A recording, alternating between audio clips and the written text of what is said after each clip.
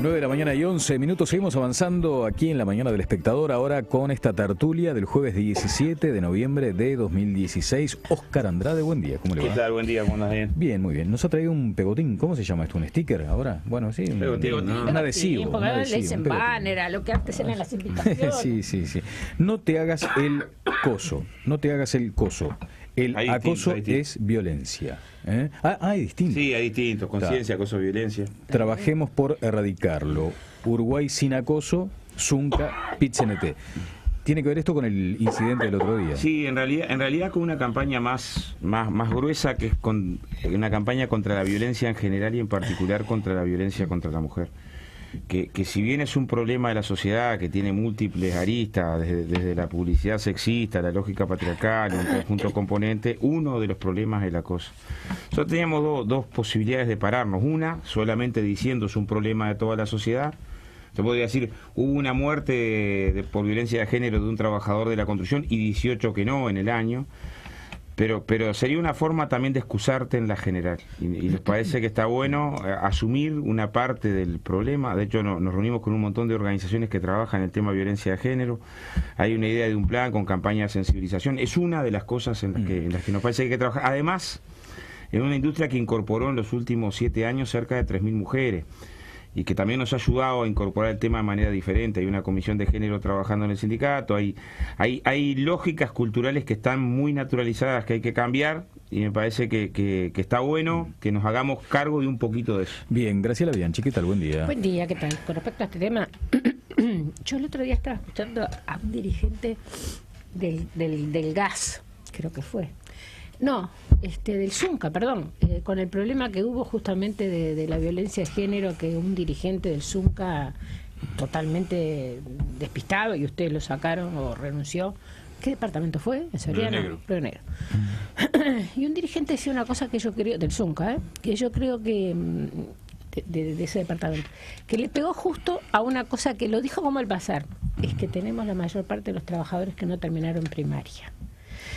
Entonces, yo lo que creo es que falta también estas campañas. Me parece muy bien que el sindicato haya reconocido en este caso el Zunca, que tuvo un problema muy serio, que no fue solamente lo de la periodista de Radio Sarandía. Yo ahora le decía a Óscar que buscara un video que está medio viralizado, pero que es un video tomado casero, donde se escuchan realmente todas las cosas que le dijeron a las mujeres.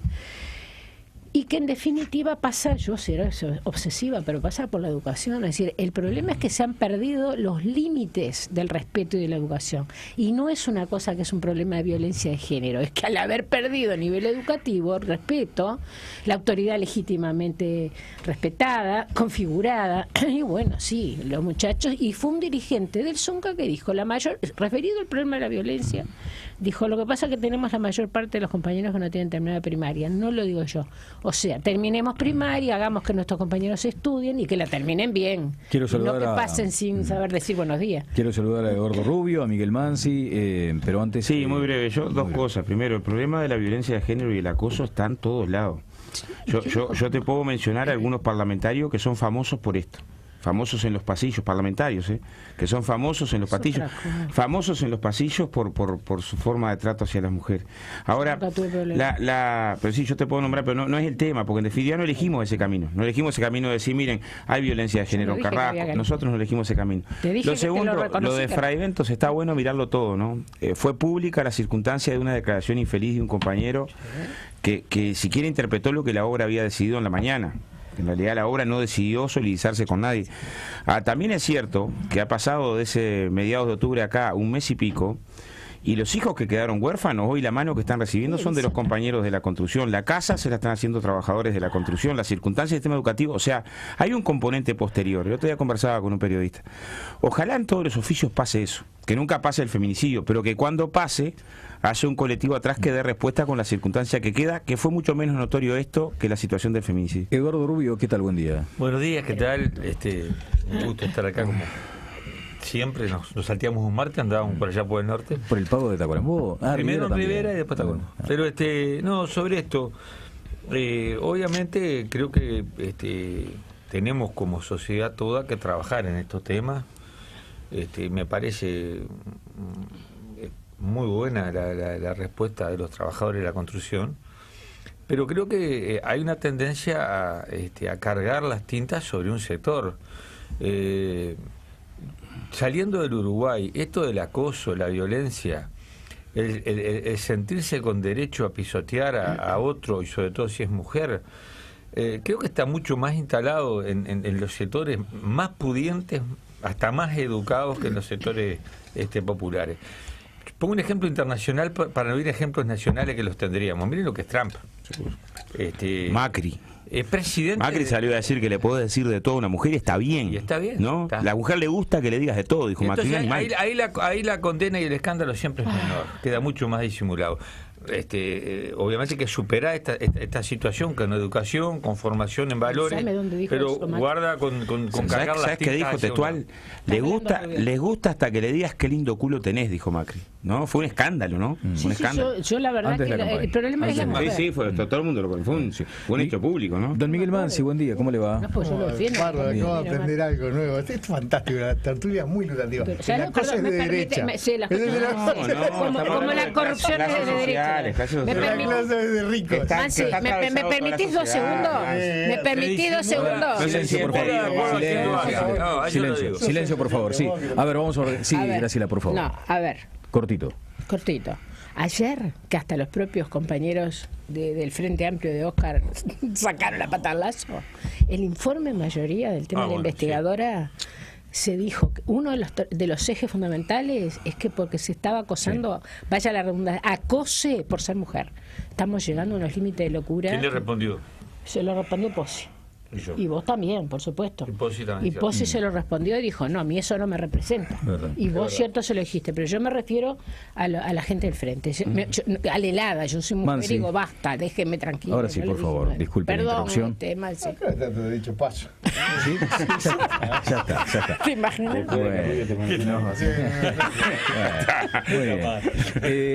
Vamos a escuchar, a ver si me permiten, apenas un fragmento de la entrevista que le hice al ministro de Economía ayer en Telenoche. Primero, una consideración sobre el tipo de cambio. Vamos a escuchar. Sin duda el tipo de cambio, para bien o para mal, influye sobre la evolución de la inflación. Estamos en una economía abierta y por lo tanto esa influencia se da. Pero tenemos que analizar un poco más el tema de las intensidades y los ritmos. Yo creo que hoy el mundo vive momentos de volatilidad e incertidumbre. Y en particular la economía norteamericana vive momentos de volatilidad e incertidumbre. La gran pregunta, la más urgente de todas, que hay que contestar, es cuándo se va a normalizar la política monetaria de los Estados Unidos. Cuándo vamos a tener certeza, que hoy no tenemos, acerca de futuros movimientos en las tasas de interés y por lo tanto en el tipo de cambio.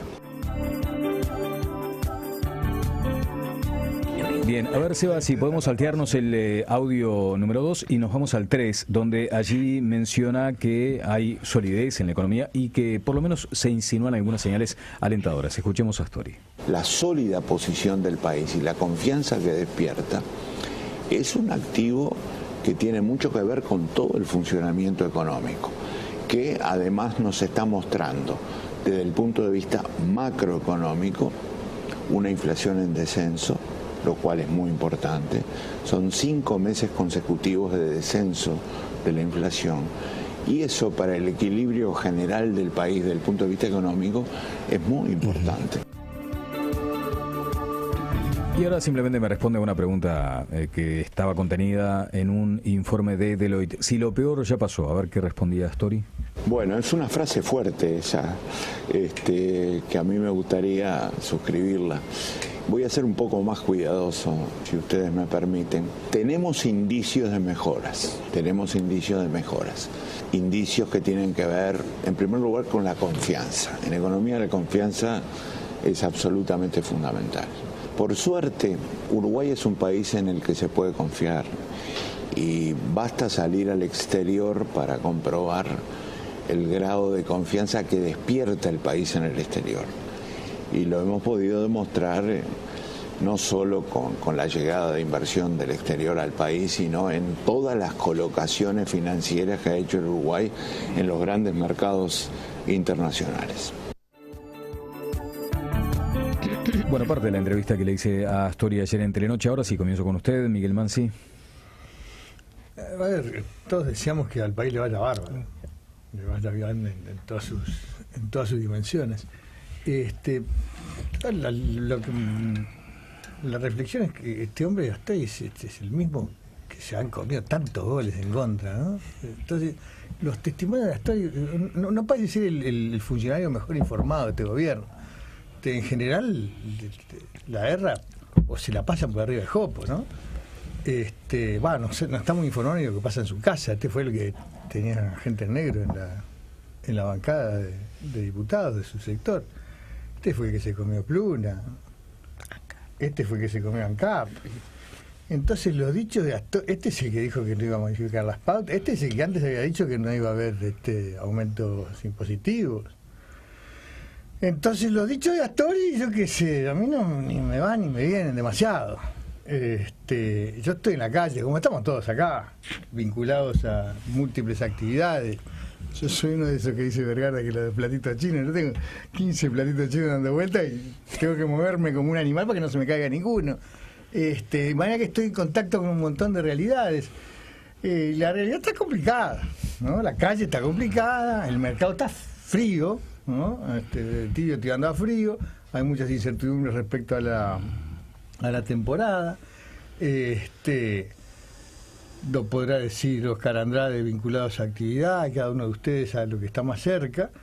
Yo quisiera creer que todo lo que dice Astori, que en todo caso le rescato el beneficio de la sobriedad, porque al final su última pregunta, no, estamos saliendo, fue bastante sobrio, bastante mesurado en sus apreciaciones. Pero bueno, en términos generales no puede decir otra cosa. Es el ministro de Economía, es el ministro de un gobierno que está acosado por un montón de circunstancias que le son propias todas, exclusivamente responsables de las dificultades que está atravesando. No puede decir otra cosa. Ojalá sea verdad lo que dice Astori. Eduardo Rubio. Sí, yo como terminamos tarde anoche y hoy arranqué a las 7 en otra radio, no había tenido tiempo de escuchar al contador Astori. Leí en este ratito alguna cuestión que estaba colgado en la página del canal. Esta parte no la había escuchado. Bueno, Astori, digo, el tono de Astori es siempre igual, ¿no? Doctoral, como un profesor que nos explica a los pobres mortales que no sabemos nada de la vida.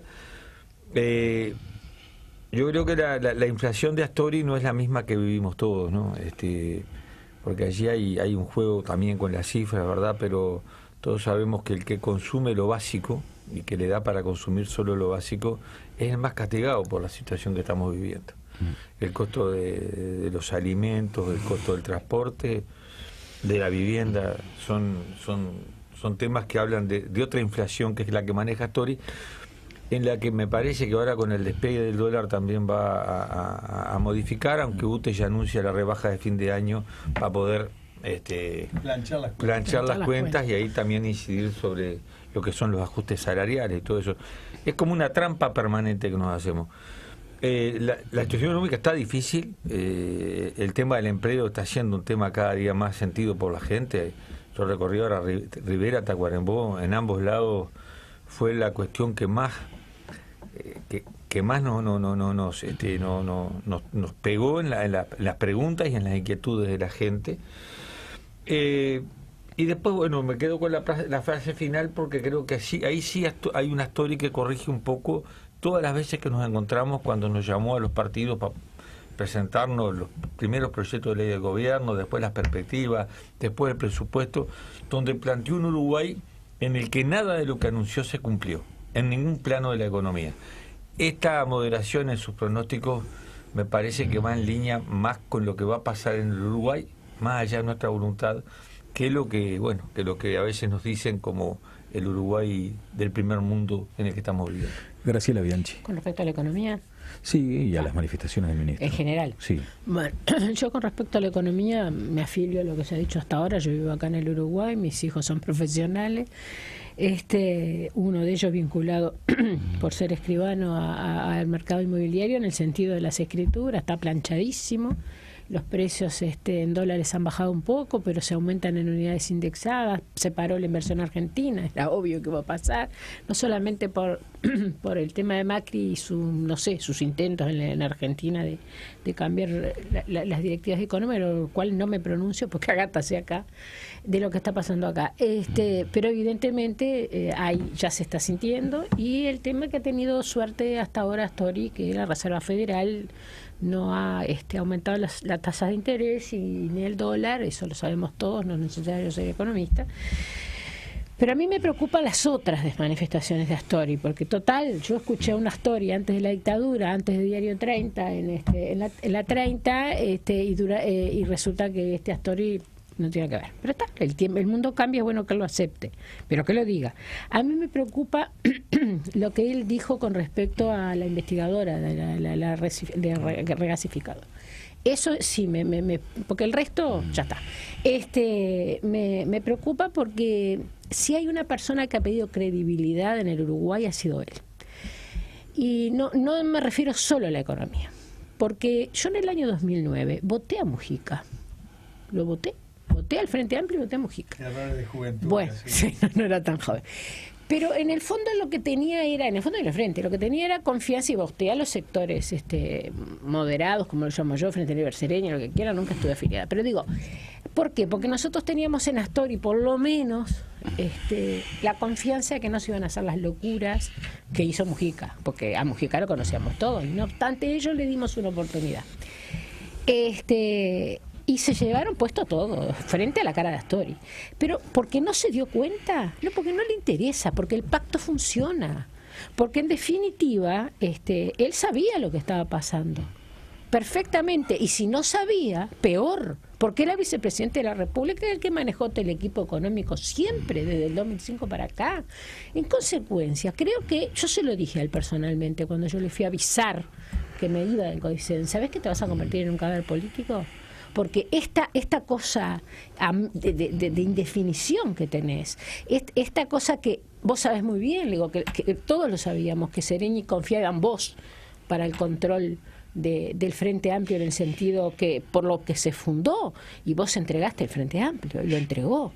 Y no quiero enfrentarme a ninguno de los compañeros que están acá en la tertulia, lo digo con todo respeto, porque yo no tengo problemas con los radicales personales, tengo problemas ideológicos con los sectores radicales, dentro del Frente y fuera del Frente, pero sobre todo dentro del Frente, porque el Frente se había fundado para otra cosa. Lo entregó, y perdóname, una frase que resume claramente lo que pasó.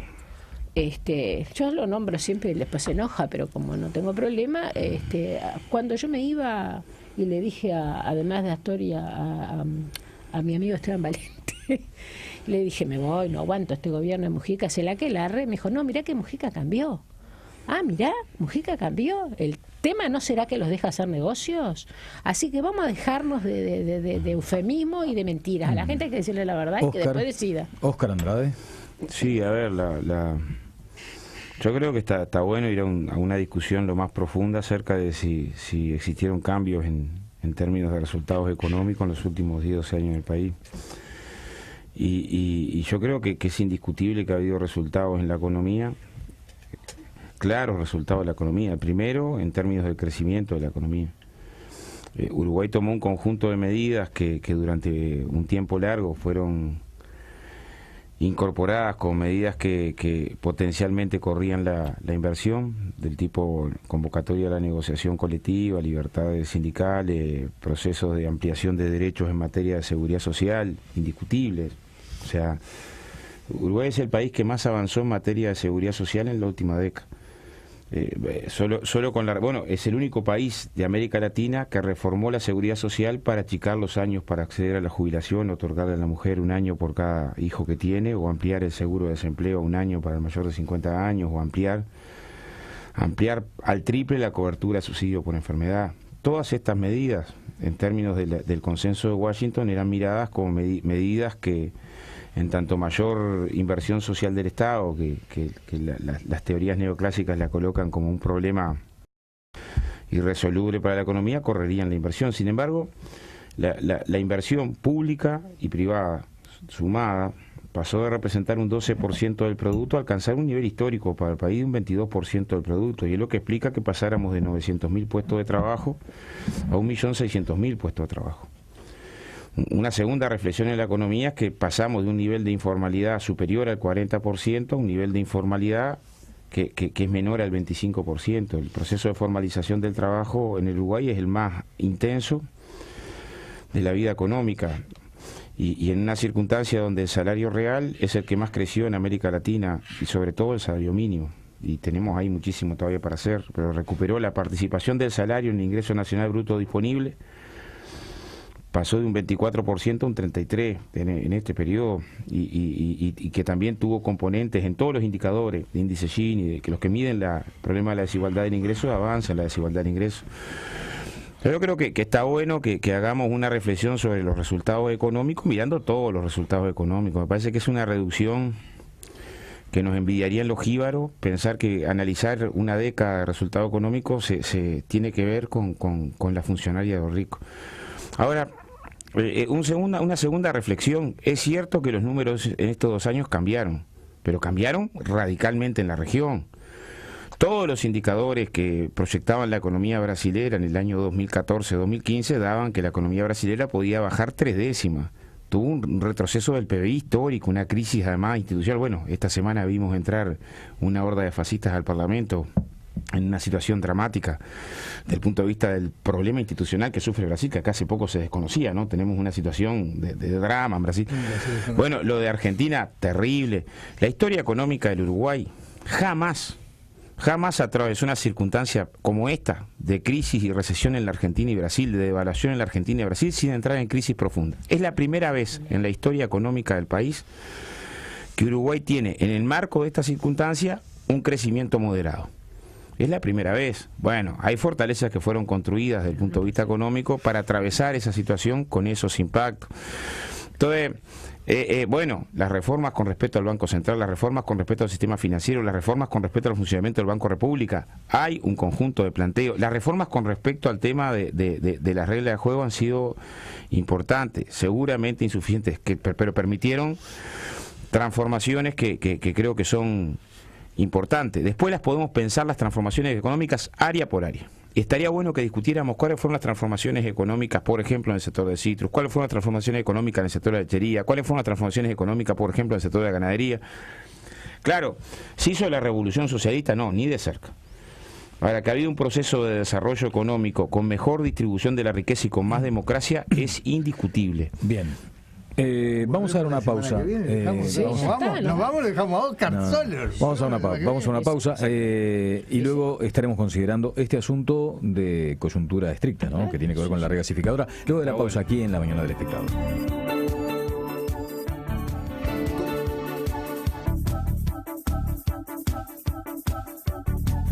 9 de la mañana y 40 minutos. Finalmente se resolvió que habrá una comisión investigadora sobre el proceso de adjudicación y construcción de la regasificadora que impulsó el Partido Nacional a través del diputado Pablo Abdala. La decisión final estuvo en la Cámara de Representantes ayer debido al voto oficialista de Gonzalo Mujica y de Eduardo Rubio, de Unidad Popular, que está con nosotros. Por lo tanto, Eduardo, tiene usted la palabra al comienzo.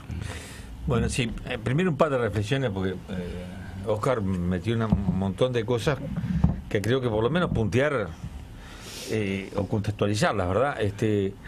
Cuando hablamos de estos avances en seguridad social, en inversiones, en crecimiento del salario real, hay 2 o 3 cosas que hay que hacer. Primero hay que ver de qué punto partimos, ¿verdad? Porque esa siempre es la referencia. Si yo me comparo con la salida de la crisis del 2002, obviamente que van a ser todos indicadores en ascenso. Segundo, importa analizar cómo se compone el crecimiento económico, o sea, qué fue lo que creció para dar esas cifras que ahora están dando cerca un poquito menos del 1%. Y después, cuando hablamos de los avances de la seguridad social, tenemos que partir de la base del desarrollo y la permanencia de las AFAP, por ejemplo, que son la negación de la seguridad social. Cuando cuando hablamos del crecimiento económico, tenemos que hablar, yo diría, de la gran revolución neoliberal en base al pleno goce de la ley de inversiones, a la extranjerización de la tierra, a la extranjerización total de la industria frigorífica. Son esas las cosas que marcan el periodo de desarrollo económico de un gobierno que se dice progresista. Por eso, para ponerlo en su contexto. Pero yendo a lo de ayer, bueno, se aprobó la investigadora. Nosotros arrancamos diciendo que votar, como ya habíamos anunciado, votamos esta investigadora con la libertad de conciencia que nos da. No se los puede decir, usted vota en cualquier investigadora, cualquier cosa sirve. No, nosotros diferenciamos las cosas. Y yo rescataba la propuesta del diputado Audala, porque fue una propuesta que podrá acordar o discordar. Ahora, estaba seriamente fundamentada. Hay trabajo atrás, hay documentos, ¿verdad? Y apuntan directamente a cosas que pasaron en el Uruguay, en las cosas que nosotros también hemos trabajado. Y yo digo, la temática es conocida desde, vamos a decir, lo que implica la decisión de instalar allí a la regasificadora, la dimensión del proyecto, una vez que ya no estaba clara la falta de asistencia de Argentina, los socios que se eligieron. Hay un conjunto de elementos que el daño ambiental, en fin, todos los elementos que se plantean son dignos de investigación, incluso el hecho de que hay una denuncia que surge de Brasil, que no nos involucra a nosotros a investigar nada de lo que pasa en Brasil, sino lo que pasó en Uruguay. Lo que pasó en Uruguay. Pero dos cosas que quiero decir, porque en la intervención de Lilian Galán, la diputada Galán, planteó dos elementos que por lo menos quiero responder. El primero fue, ya lo planteamos, el tema de querer poner el tema de género en una actitud claramente discriminatoria, porque implica discriminar a una ministra que no la critiquemos porque es mujer. Yo creo que es una mujer política, claramente formada, firme en sus posiciones, que no comparto, y la defiende bien. O sea, si yo le tuviera pena o lástima, la verdad que sería vergonzoso de parte nuestra. Entonces, segunda cosa, se nos catalogó de irresponsables por plantear esta investigadora porque podía ahuyentar inversores. Yo digo, si hay inversores que se van porque en el Uruguay hay investigadoras, que se vayan, que no vengan, que se vayan. Y el rol de los legisladores es justamente jugar el rol de control al Poder Ejecutivo. Diputada Bianchi. Bueno, lo dicho por Rubio, estoy de acuerdo, me resultó como mujer ofensivo, honestamente. Ustedes saben que yo tengo una posición crítica, pero me resultan siempre ofensivas estas cosas. Gracias, me defiendo sola, y no me refiero a la violencia de género, me refiero a este tipo de planteamientos políticos medievales. En primer lugar. En segundo lugar, el que lo dijo también el ministro Astori, es otra de las cosas que me gustaba contestarle. ¿Cómo que no se investigue ahora para que vengan los inversores? Al revés, totalmente de acuerdo con Rubio y con lo que dijo Rubio. Yo no intervine porque no era bueno que se cargaran demasiado las tintas sobre cosas que la gente sabe mucho más que yo. Pero bueno, sí señor, hay que investigar. ¿Y cuál es el tema fundamental? En la parte técnica yo no me pronuncio porque yo no soy todóloga, yo no entiendo de energía, no entiendo si está bien, está mal, puedo leer y los informes los comprendo como cualquier persona con sentido común. Pero la verdad que hay dos cosas de la denuncia que a mí me movieron el piso, más allá de que ya estaba de acuerdo desde antes cuando se hizo la interpelación y se hizo el llamado en la comisión permanente. Primero, está involucrado un expresidente de la República en las denuncias, que yo voté, reitero. En consecuencia, quiero saber si efectivamente hay lazos o no hay lazos, hay este arrepentido de Brasil, que ayer hasta se tomaba el pelo, se tomaban las cosas a risa. Yo la verdad que no entiendo ya más el Uruguay, nada menos que en una coima. En consecuencia, dice la Casa Civil de la presidencia. Acá no hay casa civil, pero ellos hablan en el lenguaje de Itamaraty, de la presidencia brasileña. En consecuencia, yo quiero saber. No puedo políticamente no querer saber si hubo realmente, cuando está medio gobierno, más de medio gobierno, preso por cosas que fueron probadas en Brasil. Y la otra cosa, que hay dos informes, que yo para mí fue tal vez lo más decisivo si hubiera tenido alguna duda, que no la tenía, ¿no? Que hay dos informes que la señora ministro Cose, que no necesita ser defendida por ser mujer, no le dio a los parlamentarios. Fueron a rescisión del contrato y lo de exactamente la opción por el arrendamiento del barco. ¿Cómo que no le dan los informes a los parlamentarios? ¿Qué va? Esto es una república en riesgo. Esto es república en riesgo, porque además el diputado Abdala dijo una cosa muy importante en este sentido. A los parlamentarios se les debe dar toda la información, y si se pide reserva, será responsabilidad del parlamentario no violentar la reserva, pero de ninguna manera. No hay nadie en el Uruguay, ya que piensan tanto en el presente, piensen en el pasado.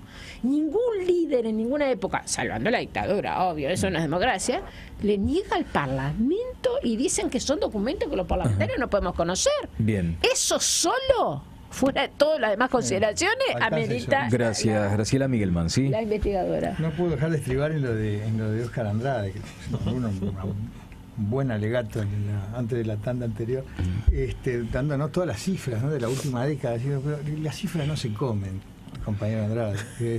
Y no estamos hablando de la evolución de los últimos 10 o 15 años, estamos hablando de la situación presente.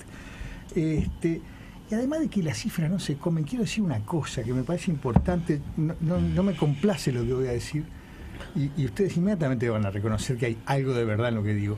Las cifras en este país también dejaron de ser confiables, todo lo confiables que en algún momento lo eran. ¿Por qué? ¿Por este gobierno? No, por el descaecimiento general. El último contrafuerte de este país, ¿saben cuál es? La burocracia, los funcionarios públicos, el Estado. El tipo que prende la luz cuando llega y la apaga cuando se va. Ese es el último contrafuerte. Y también eso está tecleando. ¿Por qué? En parte con lo que decía la diputada Bianchi hace un rato. Porque el descaecimiento, el deshilachamiento general del tejido social que pasa por la educación y ya está golpeando en las puertas de la burocracia, que era el sólido colchón sobre el cual nos venimos aguantando, sobre el que se sostiene Maracaná. ¿Ah? Entonces, ni las cifras del banco, y lo que lo estoy diciendo porque lo recojo de fuentes que me merecen el mayor crédito, gente seria y muy confiable, ni las cifras del Banco Central tienen hoy el rigor y la seriedad profesional que tenían en el pasado. Ni que hablar de las cifras de pobreza que recoge el Mides, ni que hablar. Entonces, esa es la dimensión del drama que estamos viviendo, ¿no? El drama de la película uruguaya, no la foto esta vez, sino la película uruguaya, que tampoco tenemos que empezar a mirar esto con más detenimiento y con más reservas, porque no es lo mismo. Ahora, respecto a este tema de la regasificadora, también estribo en el discurso de Andrade. ¿Sabe qué pasa, mi amigo? Que también es la regasificadora este gobierno, y también son las sospechas permanentes de corrupción que salpican a uno y a otro jerarca. También es este gobierno eso, que tiene el patrimonio exclusivo. No, nadie está diciendo, pero estamos diciendo que hay que investigar. Y del otro lado, ¿qué vemos? Y vemos la arrogancia del poder, la infalibilidad, la intocabilidad del poder, que llega a extremos de estos últimos que señalaba la diputada. Son inconcebibles que un jerarca de la administración, apenas un empleado que administra mi plata, me niega el conocimiento a mis representantes, el conocimiento de los contratos en virtud de los cuales gasta y pierde millones de dólares, no 2 o 3 monedas, millones de dólares, que se suman a los millones de dólares que venimos en rojo, que venimos juntando a paladas, como el nuevo rico que gana 2 pesos, cambia de auto, cambia de casa y le pone el traje uniforme a la sirvienta. Sí. Eso son los nuevos ricos que despilfarran. Gracias, Miguel. Óscar Andrade. Me mató. Sí, hay 2 referencias. Yo sí creo que hay que hacer un estudio lo más profundo posible sobre el tema salarios e ingresos. Es uno de los componentes que mide la redistribución.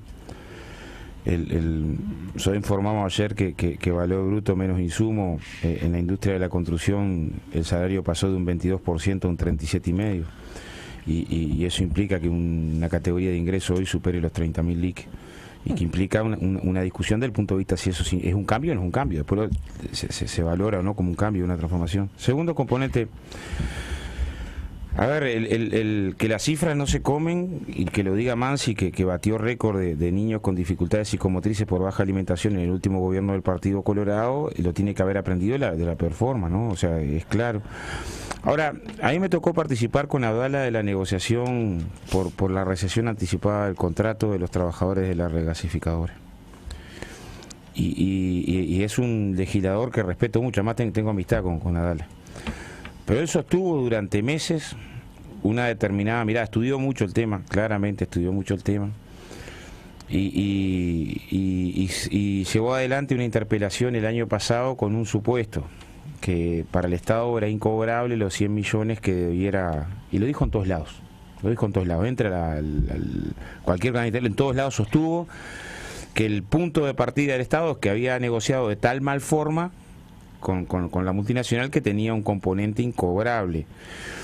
Y yo le llamé la atención en la interpelación de que era una actitud, bueno, el Estado defendía que sí tenía posibilidades de cobrarlo, Abdala que no, que en realidad había presentado informes de que eso era incobrable,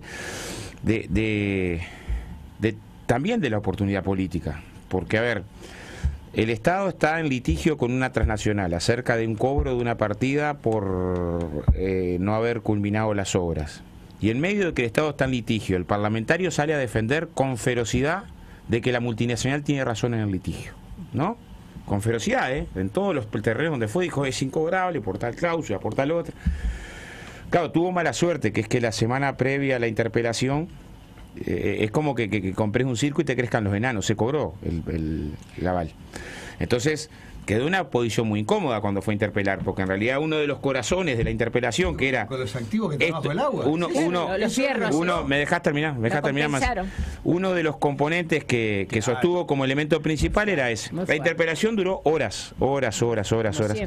Y en esa interpelación que duró horas, toda la información que fue pedida arriba de la mesa, que explicaba, que fundamentaba, fue brindada. Iniciar una comisión investigadora la semana previa en la que se abre un proceso licitatorio, ¿no? Es un planteo para la tribuna. Es un planteo para la tribuna, decir no perjudican nada el proceso licitatorio, que una semana previa abramos una comisión investigadora que da una señal política de esas características. Cualquiera lo sabe. Entonces yo creo que derecho tienen. El Parlamento, de hecho se abrió, parece que juega poco para el interés nacional. Es como que vas a ver Caperucita y querés que el lobo se la coma, ¿no? A ver, basta con adjudicarnos intenciones. No importa, es una opinión política. Perdón, no importa. Acá escuché hablar de corrupción, no importa qué partido votemos. Somos ciudadanos uruguayos y ninguno de nosotros quiere que le vaya mal al país, y déjense de adjudicar intenciones. Nosotros lo que queremos es que no se siga perdiendo plata, porque cuando vivís periodos de bonanza, que sabemos que son cíclicos, porque somos dependientes, hay que cuidar la plata. Es lo mismo que una familia. Eso si vos bueno, pero entonces ustedes no se dieron cuenta. Pero todavía. No es eso lo que estamos discutiendo. Sí, señor, se rifaron toda la guita. Se la rifaron. Esa es una consideración política que no tiene que ver con la comisión investigadora. Yo lo que quiero decir es que no es cierto que la empresa pagó los 100 millones. Nos compensó en parte con el tema ese, que ayer yo vi las fotos, que la verdad que insisto que yo no soy técnica en energía y en consecuencia lo que no sé no hablo, pero veo fotos de unos hierros enterrados en el agua, todos oxidados. Déjense jorobar. Ese es el patrimonio que nos dejaron, que encima además son dos cosas distintas. No son dos cosas distintas. Una es el aval y otro es el patrimonio que deja la obra colocada. Leí los contratos, no me enseñes esa parte. Tenés esa costumbre maldita de pretender enseñarle a los demás. Punto número 1. Punto número 2. Hace meses que Abdala quiere la interpelación. El problema es que políticamente uno tiene que coordinar con los partidos. Estaba el tema de la investigadora. La investigadora. Bueno, sabés lo que quise decir. A ver, y otra cosa que quiero decir. Está todo derrumbado lo que hicieron estos 10 años con los informes que están apareciendo ya. De la UNICEF, que si no quieren escucharlo, no los escuchen. La UNICEF, que ahí no está el imperialismo, la UNICEF. Y las primeras cosas que están apareciendo en los informes Y después PISA. sería bueno una El opinión sobre la Uruguay, regasificadora, no, porque todo pasa por lo mismo. Yo ya de la regasificadora dije lo que tenía que decir, porque yo no opino de lo que no sé.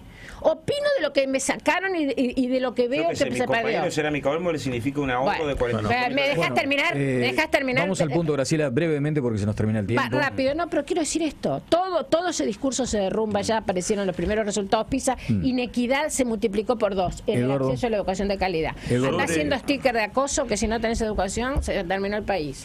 Sobre el tema regasificadora, ayer se pretendió por parte del oficialismo colocar el tema que la discusión era si se quería o no la regasificadora. No era ese el tema. No es el tema. Totalmente. Incluso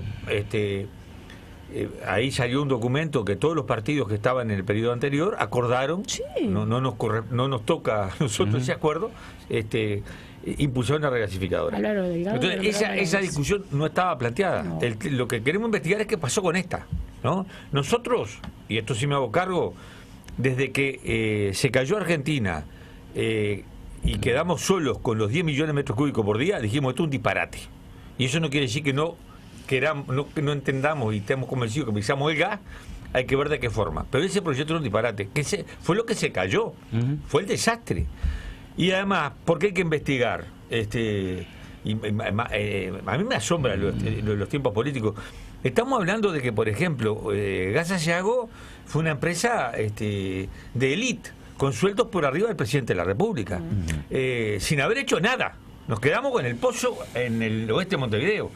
Estamos hablando que uno de los gerentes de Gas Sayago, que viene de UTE, ya se había contratado a su empresa en UTE para hacer obras y se las contrató para la regasificadora.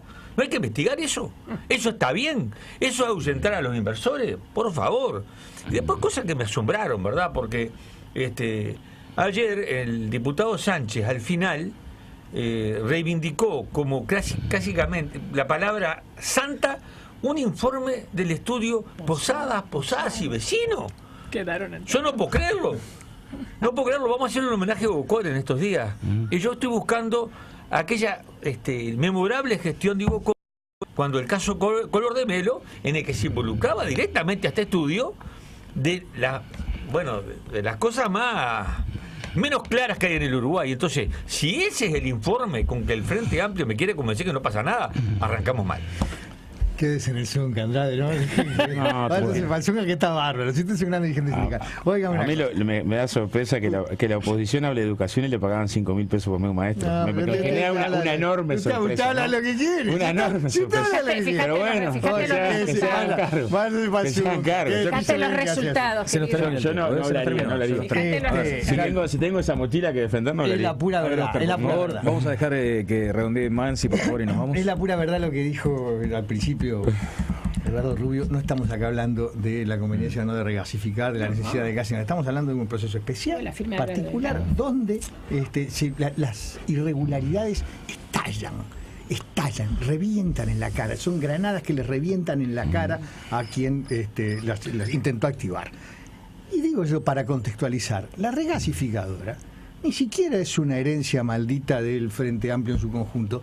Es el gobierno Mujica, que se pasó vendiendo humo y haciendo agujeros por todo lado, perforando a la República y perforando a la economía y perforando al sentido común. Entonces, ¿a quién puede llamarle a alarmar que haya algo mal acá? Si el gobierno Mujica fue un conjunto de bombas de humo, desde la marihuana hasta el tren de los pueblos libres, pasando por Aratirí y el puerto de Aguas Profundas. Esto es parte de este circo, ese contexto circense que montó este ídolo pop que no pudo alcanzar el Nobel. Entonces, vamos a investigar y vamos a ver qué pasa y vamos a quedar todos tranquilos. Está muy bien. Bueno, tuvo intervención, tuvo intervención adicional, le digo porque usted es tan preocupado de los tiempos, tuvo intervenciones. ¿No? Bueno, sí. Ya que estamos. Claro. Mira, tengo un chivito que nos hace adivinar a todos, porque hace días que me están reprochando, además, todos los que vivimos muchos años afuera del país, sabemos con la avidez que quienes viven afuera escuchan y sienten las noticias locales. Y bueno, usted no sabe la cantidad de gente que nos escucha ahora por internet y a través de la radio. Entonces yo le quiero mandar un saludo a dos barras entrañables. ¿Cómo no? La barra de Washington, entrañable, barro uruguayo que tocamos tambor en Washington, y la barra de Londres, donde también hay gente particularmente querida a la que quiero Muy bien. saludar. Buen saludo. El internacionalismo planetario de Mansi. Todo primer mundo, ¿no? A los de Honduras y a los de Bolivia, Miguel Mansi. podría saludar. Miguel A los de Mansi. Honduras y a los de Bolivia. Miguel Mansi, Eduardo Rubio, Graciela Bianchi, Oscar Andrade, los espero el próximo jueves. Que pasen bien.